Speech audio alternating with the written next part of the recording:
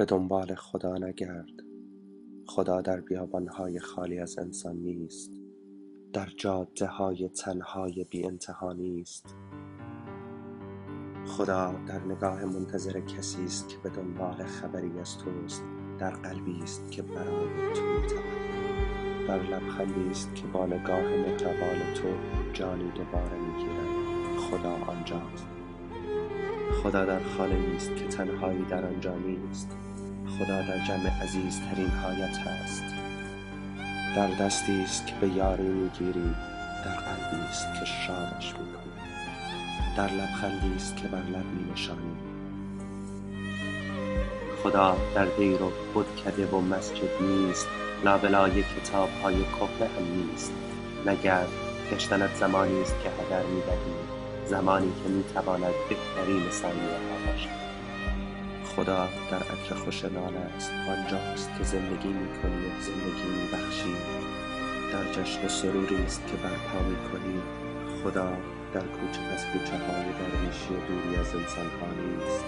خدا جایی است که همه شادند و قلبی شکسته نمانده. در نگاه پر افتخار مادری است به فرزندش و در نگاه عاشقانه زن به همسرش.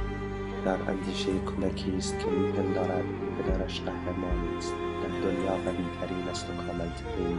همه چیز را میداند. آخر او پدر من است. خدا را در غم جستجو نکن. در کنج خال گرفته آنجا که سالها روایت کرده اند نگرد، آنجا نیست. خدا را جای دیگر باید جستجو کرد. جوانمردهایی که با پای پیاده میروند به جستجوی خدا او را نخواهد یافت.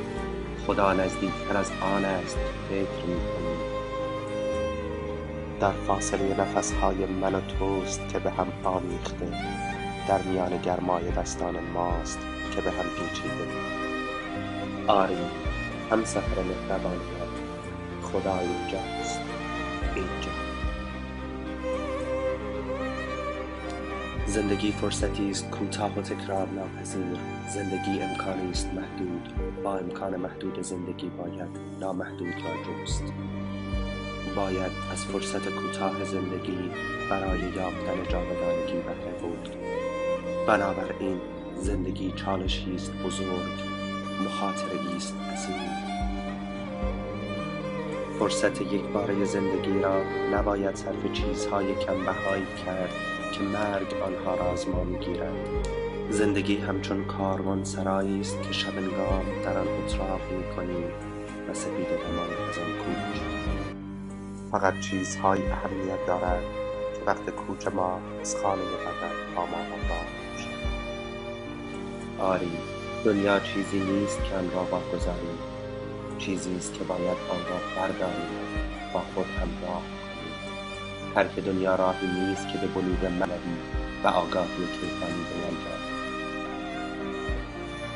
سالکان حقیقی حقیقت بهره خود را از دنیا فراموش نمی‌کنند.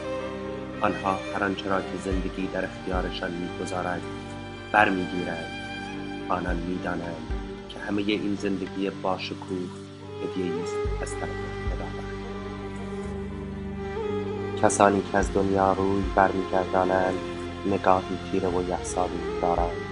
آنان دشمن زندگی و شادمانی‌اند. نباید از زندگی برید.